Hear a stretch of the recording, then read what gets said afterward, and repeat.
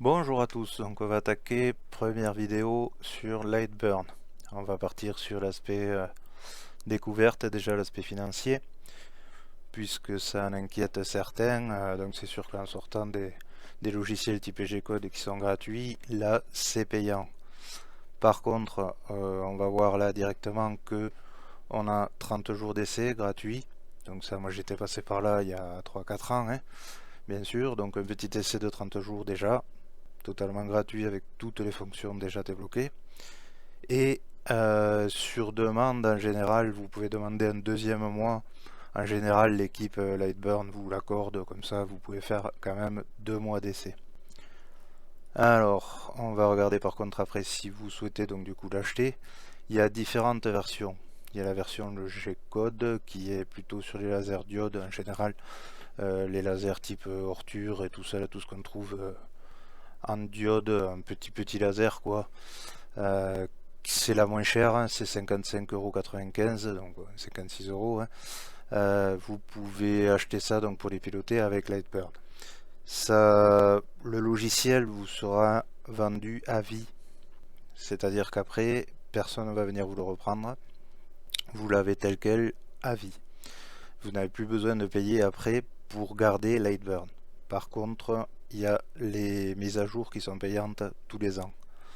Mais en gros, si le logiciel vous va pour du loisir tel quel, c'est pas la peine de payer pour avoir des mises à jour. Après, personne ne va vous arrêter le logiciel. Après, on a la version donc DSP, ça c'est plutôt Ruida et tous les lasers CO2 chinois à peu près, beaucoup qui sont sous Ruida. Donc ça c'est un peu plus cher aussi, c'est 111,95 € aussi, voilà, 112 euros. Mais ça reste aussi à vie. Voilà, moi ça c'est la version que j'ai pour mon laser CO2. C'est une 100 watts rouge et noir chinoise quoi, de chez Vevor, où c'est trouvable un peu partout. Et avec ça, ça marche très bien.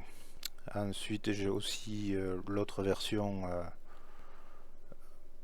qui est fibre. Mais alors là, je sais pas d'ailleurs, tiens, sur les versions d'essai, si on a tout qui est. Je me posais la question en même temps, il faudra regarder ça. Si toutes les versions sont en version d'essai en fait, parce qu'après on a la version Galvo aussi, voilà, j'ai un fibre comme ça, qui est à 139 euros aussi, voilà, ce qui n'est pas donné, mais très très efficace aussi pour les Galvo, parce qu'avant Lightburn ne prenait pas en charge les Galvo, et c'était un peu une galère quoi, et depuis que j'ai qu'un seul logiciel pour tout, c'est quand même nettement mieux. Voilà, donc moi j'avais si vous avez un Galvo et un CO2, ça vous fait presque 200 euros à débourser quoi d'un coup pour avoir le logiciel. Après, c'est à mettre en rapport avec les logiciels pro qui sont beaucoup plus chers dans l'industrie normalement. C'est 200 euros, c'est une somme pour un particulier. Pour un professionnel, même en auto-entreprise, c'est raisonnable pour un logiciel à vie quoi. Ouais, sous Fusion ou des logiciels bien connus, c'est des milliers d'euros par an qui partent en abonnement. Voilà, ensuite, donc du coup, si vous avez déjà une DSP, par exemple, comme ça, parce que vous aviez un CO2, vous pouvez faire une upgrade pour passer, voilà, moi, ce que j'avais fait. J'avais déjà la DSP, en fait, comme ça, et je suis passé à la Galvo pour 83 euros. Et si vous aviez pris au départ un laser diode avec la version la moins chère, hein, qui est la G-Code, vous pouvez passer à la DSP si vous prenez un CO2, vous pouvez passer pour 55 euros. Vous ne payez pas la complète quoi en fait. Vous avez payé que la différence. Voilà.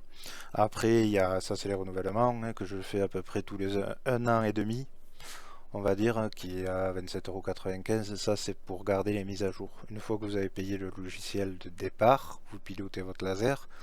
Pendant un an, vous avez des mises à jour, des trucs qui sont ajoutés, intéressants ou pas, ça dépend des gens. Et si ça vous intéresse d'avoir des mises à jour, vous payez pour les avoir, donc 30 euros par an. Si, comme moi, les mises à jour vous intéressent pas forcément tout le temps, vous attendez qu'il y en ait une qui vous intéresse qui tombe et vous reprenez un abonnement d'un an de 30 euros. Moi je le fais à peu près tous les 1 an et demi, je gagne 6 mois tous les ans en fait pour les mises à jour. Voilà. Ensuite, qu'est-ce qu'ils vendent là-dessus? Donc, tout ce qui est nécessaire, c'est le logiciel. Après, ils vous vendent des caméras, par exemple, ce qui est pas mal pour avoir une visibilité comme ça sur la zone de travail. C'est quand même assez pratique pour, voilà, vous avez votre table là comme ça, c'est pas mal. Par contre, les caméras qu'ils vendent, eux, sont assez chères, hein. Voilà, 75 euros pour une caméra. Ouais. Moi j'ai mis une webcam à 120 degrés comme ça, ou 110, ça va très bien, ça suffit pour une grande table en plus, ça suffit largement. Les leurs sont quand même très très chers, et les montages aussi d'ailleurs, parce que c'est imprimé en 3D. Enfin, ça c'est à vous de voir. Qu'est-ce qu'on a après? Les bridge kits, ça c'est pour passer en Ethernet. Les petits trucs qui servent à rien mais qui sont sympas si vous voulez. Voilà, donc ça c'est la partie financière. Donc du coup Lightburn, oui, c'est au moins 56 euros pour le DSP, voire plus si c'est si vous voulez avoir du CO2 ou si vous avez un galvo. Maintenant ça commence à être assez courant, même un petit laser les galvos. Et du coup c'est pas donné un investissement de départ. Par contre, vous le regretterez pas du tout, ça c'est sûr. Tous les gens qui sont passés là-dessus, j'en ai vu aucun qui l'avait regretté. Surtout avec 2 mois d'essai, vous pouvez y aller. Voilà, donc nous voilà ici sur Lightburn, c'est la dernière version. Là, je suis à jour. Je suis toujours abonné. Et voilà donc comment ça se présente un petit peu. Donc au départ, c'est un peu intimidant. Il y a des boutons partout, il y a des pictos, il y a des machins et tout. Ne vous inquiétez pas, ça, on va passer un peu de temps là-dessus, expliquer tout ce qu'il faut. Il n'y a pas de souci. C'est à la fois simple et à la fois très pointu, selon ce que vous voulez faire. Voilà. Donc là, on a la souris, tout simplement, qui permet d'attraper des fichiers. On va ouvrir un projet récent, par exemple. Tiens, voilà, mes étoiles et sapins. C'est exactement ce que j'ai coupé en dessous, d'ailleurs. Voilà. Donc ça, c'est un projet étoile sapin. Je découpe tout ça. Et après, j'ai découpé tout ça. Les trous, là, c'est pour peindre à travers. Et le reste, c'est du bois. Donc, ça cache la peinture. Voilà, donc ma flèche me permet de prendre des objets, les uns après les autres, les bouger si besoin, voilà, tout simplement. Ça c'est le crayon qui va vous permettre de dessiner des lignes et qui vous permet en restant cliqué même de faire des courbes. Voilà, ça déjà c'est des trucs, une fois maîtrisés, c'est super bien, c'est beaucoup plus rapide que certains autres logiciels et c'est inclus vraiment dans le logiciel qui va commander le laser. Donc vous ne passez que par là. Moi je n'utilise quasiment que Lightburn pour tous mes projets du début jusqu'à la fin. Voilà, on peut faire les formes géométriques simples, des carrés, des ronds, ce que vous voulez. Polygone. Ça c'est l'outil point, l'éditeur de nœuds. Très très important. Vous avez tous les raccourcis en dessous aussi qui vont être importants à connaître, à force on les connaît par cœur. Voilà. Oh, on va passer celui-là en chemin par exemple. Voilà. Pour modifier une forme, on a des points. Vous pouvez la modifier après à peu près n'importe comment.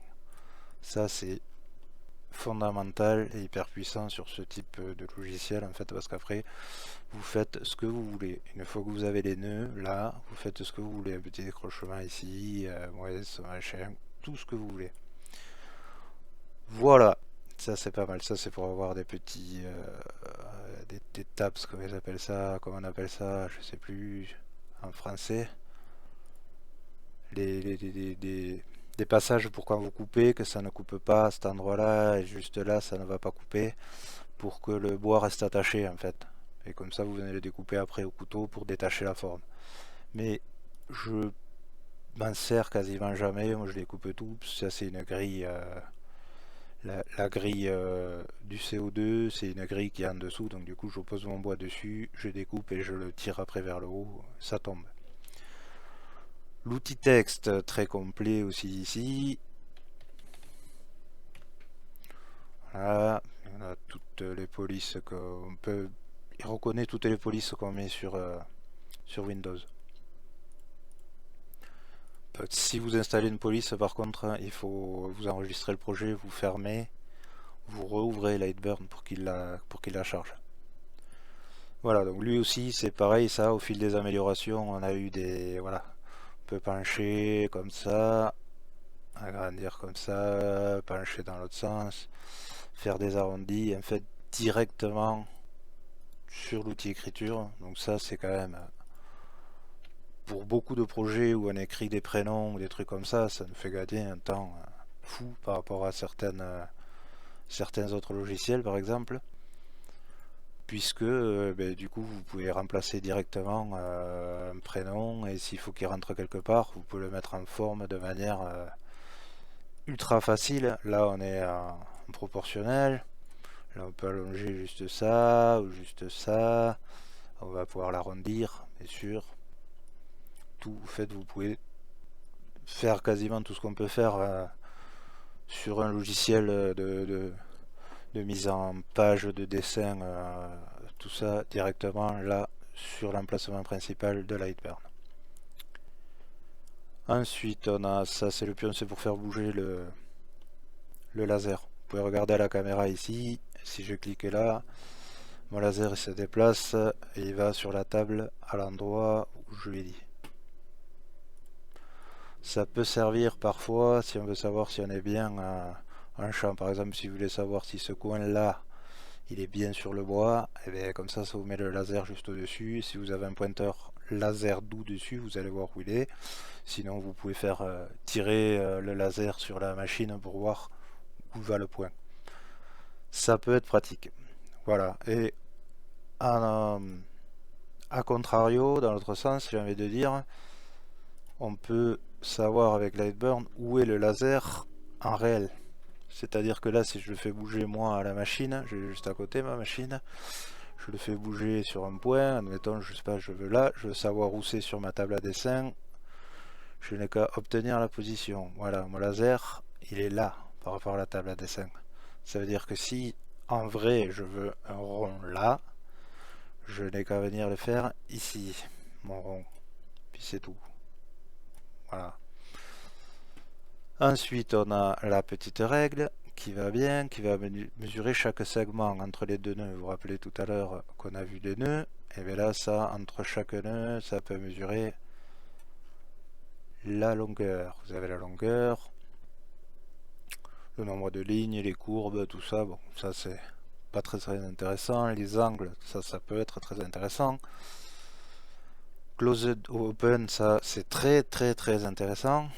Parce que si vous voulez faire une gravure, il faut que le contour soit fermé, sinon ça ne la prend pas. Et surtout, si vous restez cliqué, vous pouvez mesurer des distances libres. Par exemple, là je reste cliqué sur la souris, je suis à 156 mm. Voilà, la largeur par exemple, si j'ai besoin de savoir combien j'ai entre mes deux étoiles, voilà, là il y a 1,30, petit millimètre. Ça, c'est très utile. Après, on a un petit outil. Là, je vous les passe rapidement. On verra plus tard un peu plus en détail. Ici, c'est l'outil offset, c'est-à-dire ce qui va nous servir à faire, à rapetissir ou agrandir des formes, mais en proportion. Voilà. Si vous voulez, typiquement, quand ça me sert beaucoup, c'est par exemple là, imaginons un cadre. Je veux un rebord pour me faire un cadre intérieur. Et je veux que le rebord fasse 5 mm. Voilà. Donc si vous voulez qu'il fasse 1, 2, 3, 4, 5, 5,55, n'importe, on s'en fiche. Vous allez avoir le cadre intérieur par rapport à l'autre. On peut éviter de supprimer la forme aussi, c'est pas mal. Je vais revenir. Voilà, je passais trop vite. Là, vous avez effacé les objets d'origine, donc vous pouvez l'effacer ou non. Là, je veux pas parce que je veux un cadre. Voilà. Là, j'ai mon cadre intérieur, là, à l'extérieur. Donc si je coupe, eh ben, j'aurai un faux cadre en bois quoi, tout prêt, sans faire les angles ni rien. Ça c'est pas mal. Aussi, surtout qu'après on peut rajouter des traits ici pour limiter la quantité de bois à couper pour avoir un cadre tout prêt à coller. Voilà, ensuite on va avoir tout ce qui est opération booléenne là, les quelques-uns qu'il y a là. Donc ça au départ c'était très compliqué, mais ils ont rendu ça super pratique si on veut euh, joindre deux formes ensemble. Il suffit d'appuyer sur CTRL et de toucher l'autre forme, et là vous y avez accès à toutes. Vous les mettre ensemble, les souder, machin, tout ça. Alors là je vous avoue, c'est pareil, je me fatigue pas. Je fais CTRL B, ça me fait apparaître l'assistant. Comme ça quand je survole les options, parce qu'il y a la soustraction, il y a l'addition, il y a ceci, cela, machin, tout. Donc voilà, lui il nous dit tout.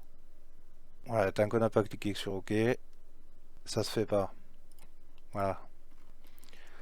Ça on y reviendra plus en détail aussi après, c'est tout. Là c'est une présentation un peu plus rapide. Ici on a les petits carrés, c'est les outils de multiplication. Avec l'espacement, comme ça on peut modifier. Si vous faites des porte-clés, des machins comme ça, vous pouvez en faire 30 à la fois.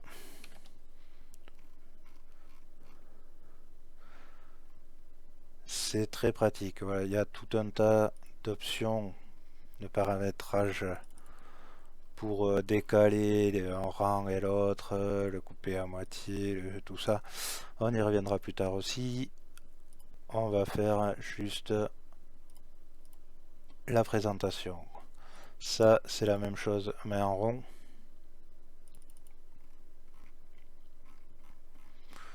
C'est une multiplication aussi en plusieurs en rond. Voilà, ça, ceux qui utilisent les trucs de dessin 3D, ils ont l'habitude de tout ça normalement. Point de départ de la forme, je ne sais pas du tout à quoi ça sert, puisque moi je le laisse décider tout seul. Mais on peut décider un point de départ de la forme. Et enfin, le dernier c'est le radius. Le radius c'est pour faire les coins ronds. Tout simplement, vous faites un coin, vous l'arrondissez de 10. Si vous voulez qu'il soit moins arrondi, vous l'arrondissez de 5. Si vous voulez qu'il soit encore plus, on va le mettre à 20. Voilà, ça c'est très très très pratique aussi pour faire de l'artistique. Voilà, donc tout ça c'est toute la barre d'outils, c'est très important. Mais on s'y habitue très vite. Au bout d'un mois, si vous faites la période d'essai, déjà vous devriez la connaître à peu près par cœur.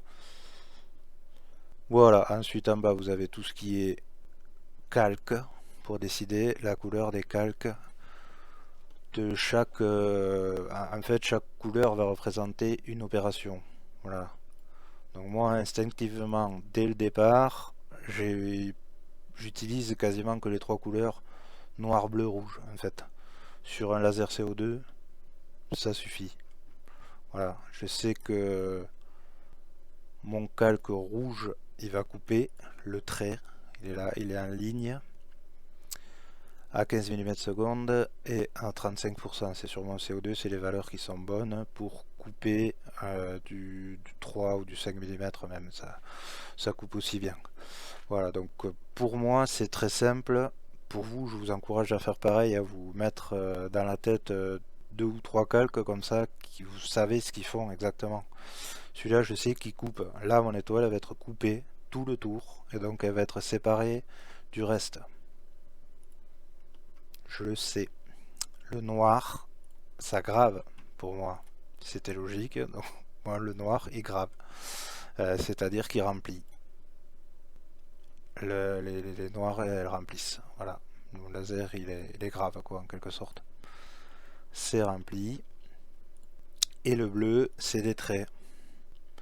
C'est une gravure mais juste en trait. Voilà, si je vous le mets ici par exemple, on va passer en mode rendu direct. Et lui il est encore en remplissage alors que c'est pas bon. Voilà. Le bleu il va me faire juste les traits. C'est-à-dire graver légèrement, mais juste il va passer sur le trait et me graver les traits. Le noir, il va remplir tout ce qui est entre deux traits, entre celui-là et celui-là, il me remplit tout ce qui est à l'intérieur. Sur l'écriture aussi, elle est en noir. Si je la passe en bleu, il va me faire que les traits extérieurs. Si je la repasse en noir, il me la remplit. Voilà, c'est la différence entre le remplissage et la ligne. Et le rouge, pour moi, il coupe. Lui, il va me graver bonjour et après, il va me couper l'étoile. Parce que la ligne, elle est beaucoup plus puissante en rouge. C'est moi qui l'ai paramétré, ça vous pouvez le paramétrer comme vous voulez. La ligne, elle est beaucoup plus rapide, donc est beaucoup moins puissante. Donc là, j'ai les... Normalement, je mets 600 mètres secondes et je suis à 9%. Voilà, ça c'était les paramètres du fibre. Donc les pas là, je suis dans les bons paramètres CO2. Moi, je travaille en général qu'avec ces trois-là.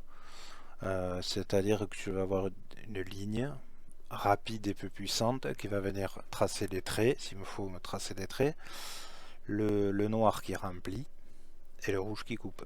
Comme ça au moins je fais toujours pareil. Sur tous mes projets je fais toujours pareil, du coup je sais exactement où j'en suis. Là, donc ici on a quelques petites fenêtres qui sont intéressantes. Si vous avez un diode vous pouvez cadrer, avec les CO2 aussi, mais c'est moins pratique. Vous pouvez lancer la gravure si vous êtes directement relié à votre machine comme moi, l'envoyer sur une clé USB ou l'envoyer sur votre machine aussi dans la mémoire interne, arrêter, suspendre, déplacer, donc vous pouvez déplacer votre laser directement par là, ce qui ne me sert absolument jamais. Ici moi ce menu ne me sert qu'à obtenir la position, mais pour certains, comme par exemple tout ce qui est diode, vous n'avez pas de commande sur la machine, donc vous allez devoir bouger le laser avec ça pour aller voir où c'est que va le départ, quoi, par exemple. Si vous voulez démarrer en bas du sapin là, il faut aller en bas du sapin avec les flèches. Alors que nous ici, en atelier sur les grosses machines, on a des flèches sur la machine qui font bouger directement, quoi, depuis le panneau de contrôle. Voilà, vous pouvez régler la vitesse du Z. Bon, c'est pas très courant, les gens qui ont un Z réglable. Le Z, c'est la hauteur de la tête de gravure, donc on règle quasiment tous manuellement, mais compris moi sur ma machine. Là, c'est une machine qui n'a pas de règle de Z réglable, mais il y en a qui ont des focus automatiques. Voilà. Ou alors réglable par ici au bas, voilà. Et vous pouvez régler la vitesse donc normale de tous les axes et du Z indépendamment. Ensuite on a les bibliothèques qui me servent pas trop moi ici, sauf pour Linux, parce que on a des couleurs et tout ça, c'est très compliqué, il y a beaucoup de réglages, mais la plupart des réglages je les connais quasiment par cœur maintenant sur tout ce qui est bois. Sinon vous pouvez aussi là, donc du coup, enregistrer vos calques en fait pour les retrouver. Si vous trouvez un réglage qui marche bien, qui vous plaît, vous pouvez l'enregistrer et le retrouver après plus tard comme ça. Et ça c'est quelque chose qu'on verra plus tard aussi, parce que là c'est juste la présentation, mais bon, c'est possible.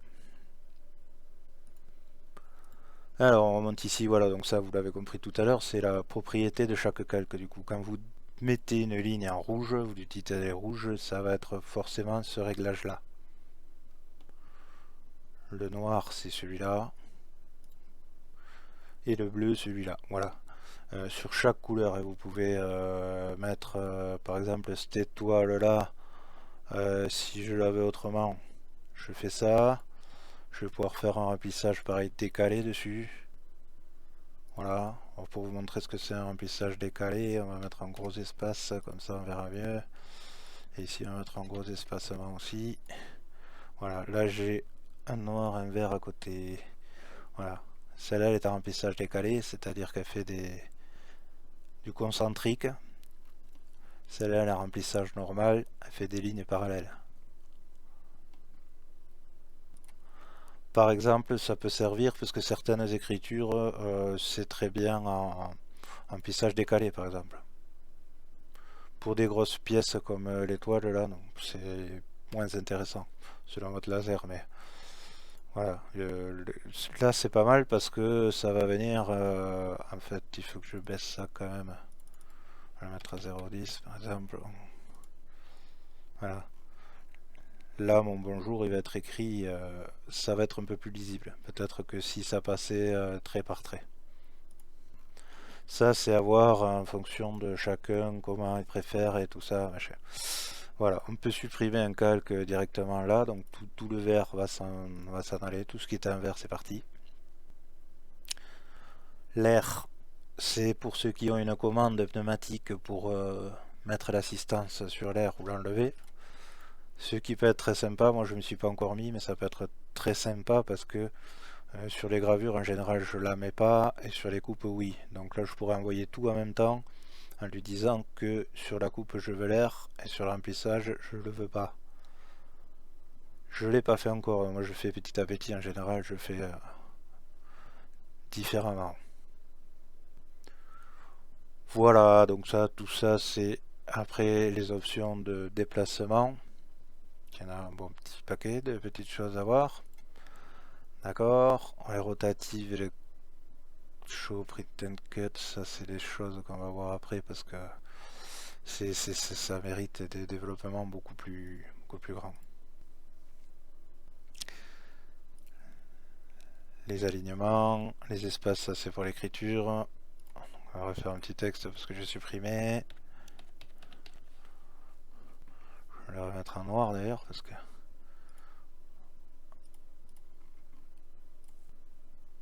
Voilà. Je passe comme ça. Bonjour. Donc on a l'espacement largeur entre les lettres. L'espacement H, c'est s'il y a plusieurs lignes. Bien sûr, sinon ça marche pas. Là, l'espacement V. Vous pouvez espacer. Moi espacer. Aligner à gauche. À droite. Au milieu. Pareil pour le haut et le bas. Les décalages. Soudé, donc là soudé on va pas trop le voir sur cette écriture là. Si je mets une écriture plus script, on va le voir beaucoup mieux. Par exemple là-dessus, je crois, si on met 0, qu'on le remettra normalement, là aussi. Ok, là c'est pas soudé, donc chaque lettre est indépendante l'une de l'autre, là c'est soudé.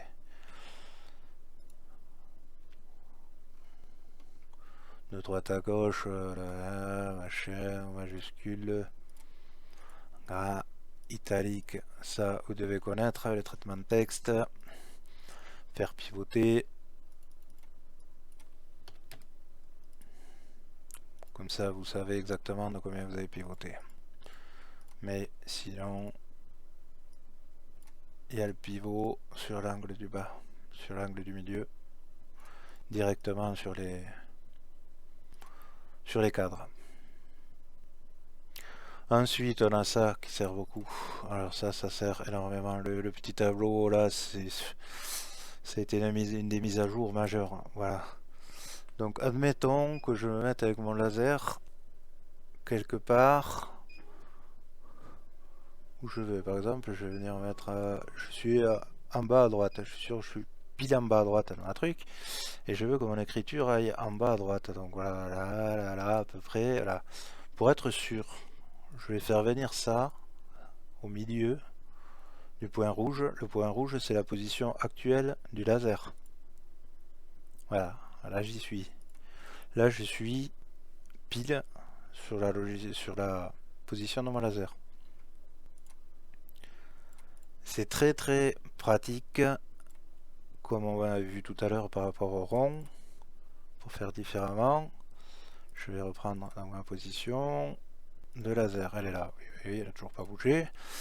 Donc là, si je viens le mettre ici, je vais venir quoi là, vous voyez, plus on zoome, plus on voit qu'on n'est pas bon en fait, on n'est pas pile au milieu, on n'est pas pile au milieu, il y a toujours quelque chose d'un peu différent. Voilà, de loin ça le fait, de près ça le fait pas. Donc on appuie là, et là, on est sûr que là, on est pile au milieu du point du laser. Si ce point là désigne le début de la planche, on va dire que ma planche elle est ici, je veux que on va vous tracer par exemple une planche fictive. Voilà, admettons ça c'est la planche que j'ai mis mon laser ici en vrai, je veux positionner ça côté gauche. Voilà, si côté droit, si la planche est dans l'autre sens, en haut au milieu, en bas au milieu, peu importe. C'est les petits ronds qui vous indiquent en fait où c'est que va se trouver l'objet. Voilà, on va dire cas pratique. Imaginez, ça c'est ma plaque une plaque de bois, 60 par 40, disons. Je viens placer mon laser exactement dans son coin bas, en réel, pour être sûr d'aligner. Voilà. Disons que ça c'est ma plaque, donc tout en bas. Ça c'est ma plaque de bois. J'ai placé mon laser dans le coin, en vrai, manuellement. Mon rond, je l'ai tracé je sais pas où. Je veux qu'il soit exactement sur ma plaque. Je vais venir l'amener là, en bas à droite de la plaque. Ça vous semble rien comme ça. Si vous avez 14 trucs à placer, il faut qu'ils soient tous sur la plaque. Et bien vous allez tous les sélectionner et ils vont tous bouger en proportion aussi. Tous bouger exactement pareil. Là ils sont là. Si je les amène là-bas en bas, ils sont là. On voit que ça ne rentre pas d'ailleurs. Bon, c'est juste un exemple. Ensuite, la réduction, agrandissement, ici on a que vous pouvez réduire donc la taille des objets en pourcentage ou directement en taille. Voilà. Si vous voulez qu'ici il fait 417, j'ai qu'une plaque de 400, mais ça passe pas, il faudrait qu'il fasse plutôt 380, comme ça passerait mieux. Je tape 380 directement dans la fenêtre, hop, ça me le met à 380. Et comme j'ai mon petit cadenas là qui est fermé, ça veut dire que ça me garde la proportion, ce qui est très important aussi. Parfois, si vous prenez une étoile, par exemple, là, on va ouvrir le cadenas, vous la réduisez à 20 en largeur, hop, elle va tout écraser. Si vous gardez le cadenas fermé, vous mettez 20 là, ça va faire changer la hauteur en même temps. Du coup, ça garde la proportion. Là, on peut le regrandir, comme ça aussi, le remettre à 40. Ça va rester à 40. Voilà. Donc les pourcentages, j'utilise jamais, quasiment, mais ça y est. Moi, je fais beaucoup directement en millimètres. À savoir aussi que ça accepte les opérations. C'est-à-dire que si ça fait ce qu'a fait 40, on veut le diviser par 2, il suffit de taper divisé par 2 et ça vous donne le résultat directement comme une calculatrice intégrée, quoi. Multiplié par 2, ça marche aussi bien sûr. Plus 10, plus 20, n'importe ce que vous voulez, ça marche. Et enfin on a les positions des projets. Ce qui peut être aussi intéressant des fois pour savoir exactement où vous êtes, si vous souhaitez calculer où vous êtes. Ça ne m'a jamais servi non plus, mais ça peut éventuellement. Après, en haut, il y a tout simplement un nouveau projet. Si on veut repartir d'une page blanche, ça c'est ouvrir un projet. C'est des projets qui sont enregistrés sous Lightburn, donc en version type Lightburn quoi. C'est un projet, ça va vous sauvegarder tous les couleurs des calques, les traits, tout. Ça, un projet, vous le rouvrez, c'est exactement pareil. Tous les réglages sont pris, tout. Alors que si vous importez, c'est différent. Quand vous ouvrez un projet, ça va fermer l'actuel, vous demandez si vous voulez l'enregistrer, le fermer complètement et vous repartez avec votre autre projet sur un nouvel espace, en disant. Si vous importez, vous restez sur cet espace-là. On peut importer, voilà, le C15 à Maurice, il est là, il est sur mon projet, du coup lui il est venu, il était en noir, il a pris les réglages déjà existants, et il s'est juste ajouté au projet, importé. Alors que si je l'ouvre un projet, je me suis ouvert de la joie, je n'enregistre pas là parce que je ne veux pas le garder, et bien ça m'ouvre un nouveau projet. Et là vous voyez que les valeurs ont changé. Là on est à 30 de vitesse et 95% de power, donc je ne sais pas de quand ça date ça, mais de très longtemps. Parce que le CO2 je vais jamais à 95. Mais bon, enfin, ça a changé mes valeurs quoi. En fait, ça a repris tout ce projet-là exactement. Alors que l'autre, en ouvrant, en important, on importe juste un projet qui va venir prendre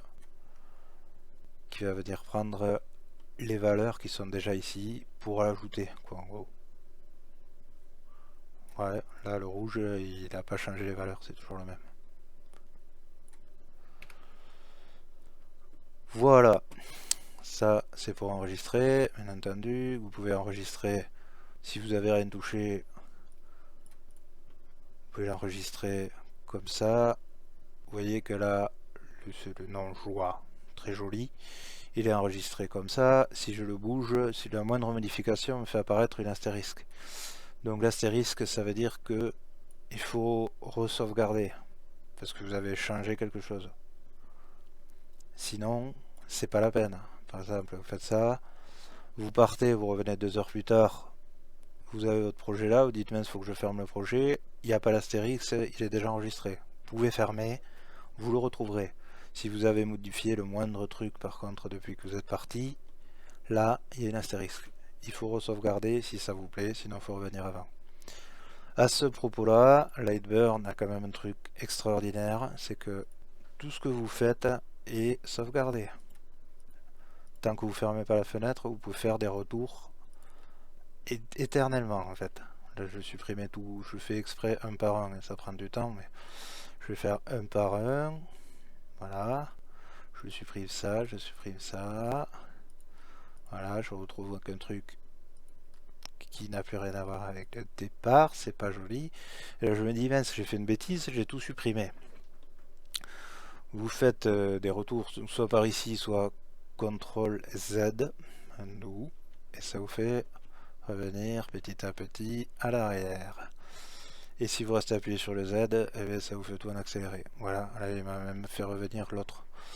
Voilà, donc il enregistre en fait depuis le début du projet jusqu'à la fin, il enregistre toutes les étapes sur lesquelles vous travaillez et vous pouvez revenir à l'infini en fait.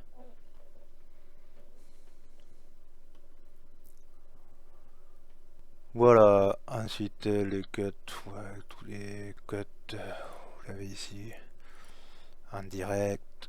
Sinon, vous pouvez faire couper bien sûr ici aussi, copier, coller, tout ça, et machin, c'est clic droit aussi, donc c'est accessible ici aussi.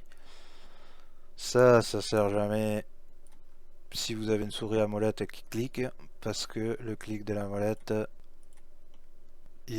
quand vous cliquez sur la molette centrale, vous pouvez vous déplacer en panoramique déjà. Les zooms, bien sûr, molette aussi, il n'y a pas besoin de faire des zooms là. Là, on va zoomer sur le projet en cours directement. L'appareil photo, c'est pour ceux qui ont la webcam pour afficher le fond. Du coup, vous affichez le fond, mais c'est pas en direct. Ici, dans cette fenêtre, elle est en direct. Par contre, le fond ici, il reste. Voilà, là, je remets mon laser en position centrale. Sur la photo, il est toujours comme ça. Il faut que je reclique pour l'actualiser à chaque fois. Ce qui est très bien aussi parce que si vous avez une modification de luminosité ou quelque chose, vous gardez une image nette. Ça, c'est la preview. Voilà, donc comme ça on voit les traits. Vous avez ici toute la lecture de comment ça va se passer. Oui, bien sûr, faire une lecture doucement. Et il y a quelque chose d'intéressant aussi, c'est que vous pouvez enregistrer l'image.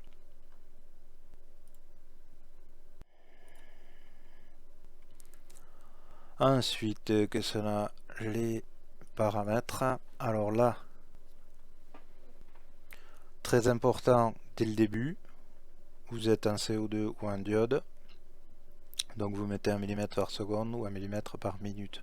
Pour les diodes, c'est plutôt en minute, oui. Pour les CO2, c'est plutôt en seconde. Ils sont quand même beaucoup plus rapides. La grille de fond, vous pouvez faire ce que vous voulez. Là.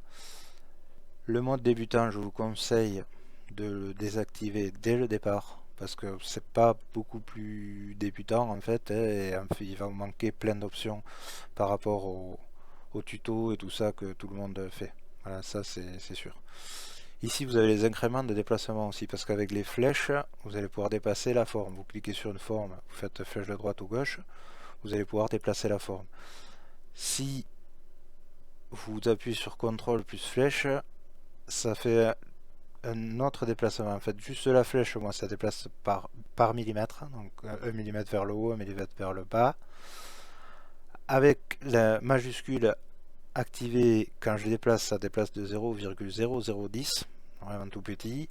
Et avec CTRL plus les flèches, juste de 0,10 mm. Ce qui fait que, voilà, si je fais un déplacement là de l'ensemble, avec juste mes flèches, elles bougent de 1 mm à chaque fois. Si je fais avec CTRL de 0,10, alors là c'est vraiment pour ajuster là. Et ensuite en majuscule, alors là c'est microscopique.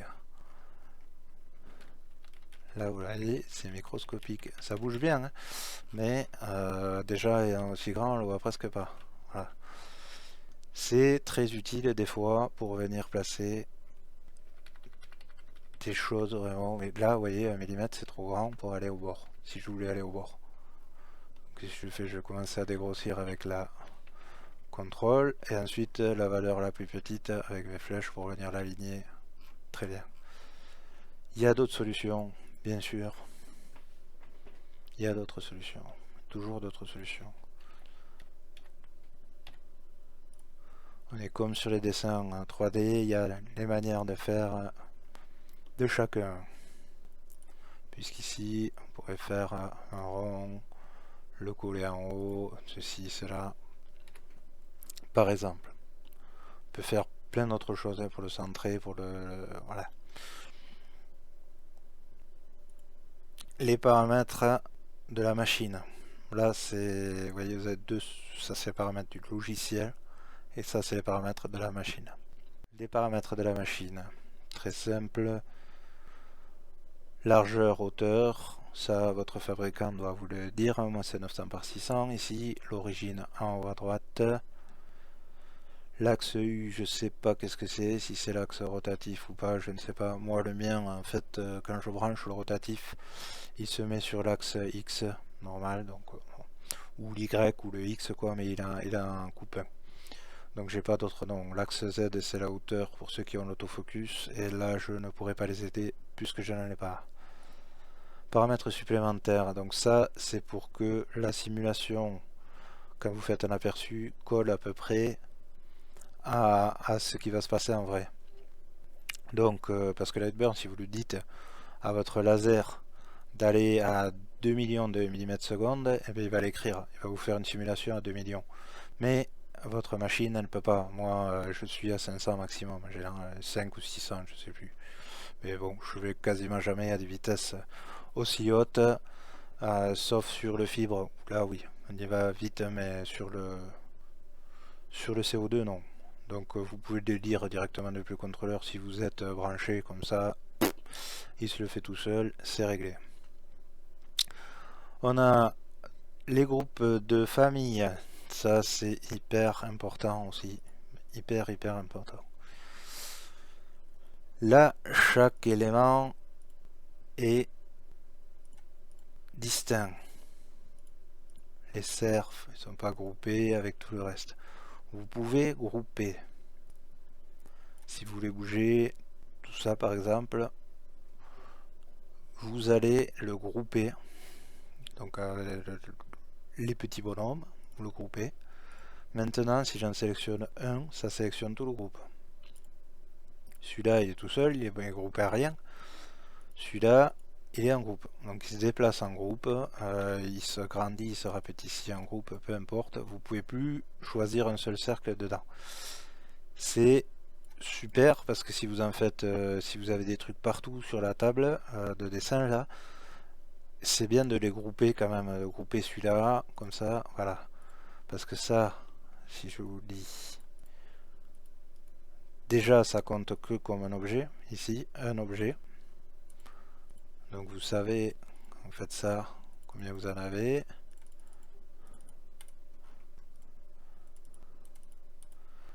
Et oui, si j'arrivais déjà, ça fait beaucoup à la molette.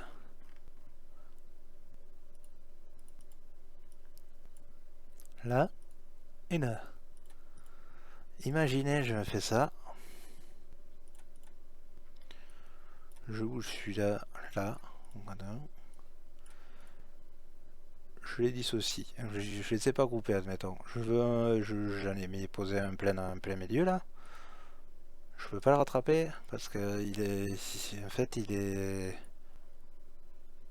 ça va bouger la moitié de l'autre. Si après je vais les remettre. Alors tels qu'ils étaient avant, ils sont groupés. Donc là, celui-là il est groupé, je viens le poser ici, je le reprends, je le mets là. Ça, c'est pour faire mise en miroir.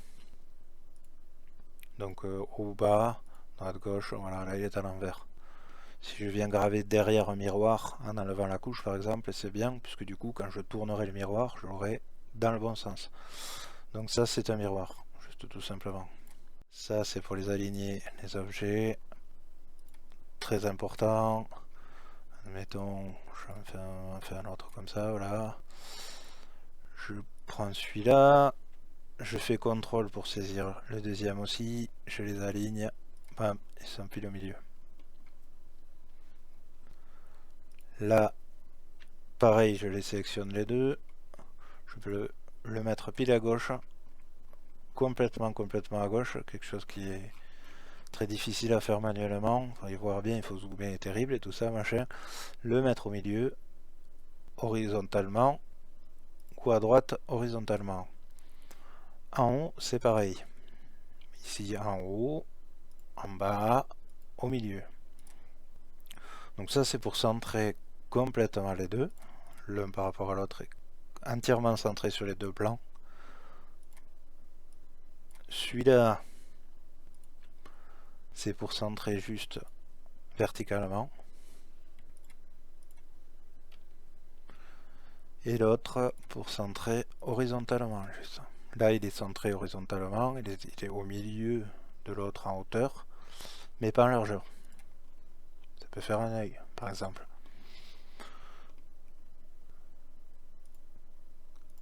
L'outil suivant, il sert à mettre définir des largeurs. Si vous avez ça, mais vous voulez qu'il fasse cette largeur là, vous faites ça. Et la hauteur aussi. Donc là j'ai deux cercles identiques. Si je veux juste qu'il fasse la même largeur, je clique que là. C'est tout. C'est très simple. Et très utile, surtout dans le cas des écritures aussi, quand vous écrivez bonjour machin truc bidule, que vous voulez que le texte ait un peu une tête, si c'est sur différents endroits, vous allez écrire bonjour ici, machin truc là, qu'ils aient un peu la même taille partout, vous pouvez utiliser cet outil, plutôt que de le faire manuellement sur chaque écriture quoi. le premier qu'on sélectionne, c'est toujours celui qu'on va modifier par rapport au deuxième que l'on sélectionne. Ça, c'est important aussi à savoir. Parce que là, si je sélectionne celui-là, c'est celui-là qui va être modifié par rapport à celui-là. Il va être mis à la même largeur. Donc l'ordre de sélection est très important. Si vous voulez que c'est celui-là que vous voulez modifier, vous le sélectionnez en premier. Et vous sélectionnez le rapport en second par rapport à celui-là. Hop, voilà. Après, on a les outils d'alignement aussi qui sont très très pratiques. D'espacement. Ces trois ronds là, je les veux répartis équitablement ou avec un espace égal entre eux. Ça va dépendre des formes. Par exemple,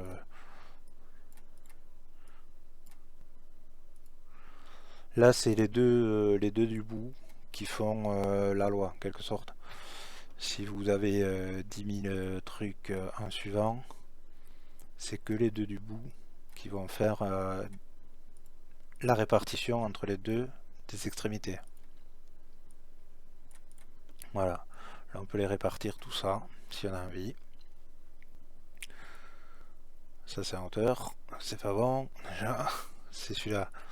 Voilà, donc là on peut les répartir horizontalement sur les centres, avec les centres seront répartis, ou alors avec un espace égal entre eux.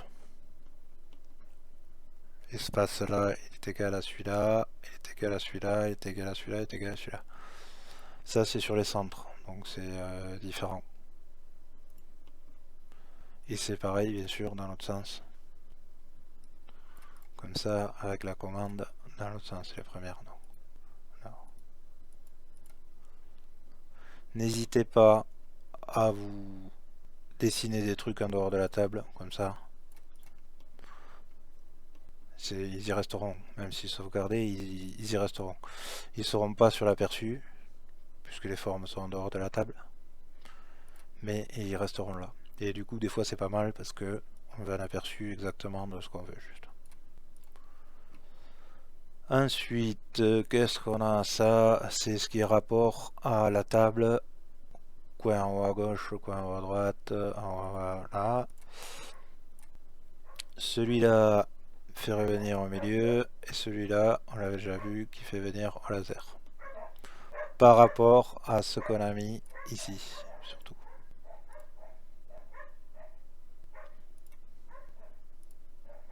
Mon laser, il est à la position home. Donc du coup, lui, il va bouger en rapport avec celui-là. C'est bizarre qu'ils aient pas mis ça là-bas d'ailleurs. Je sais pas si on peut le bouger. Mais voilà. Après, il y a tous les trucs. Bouger comme un groupe, pas.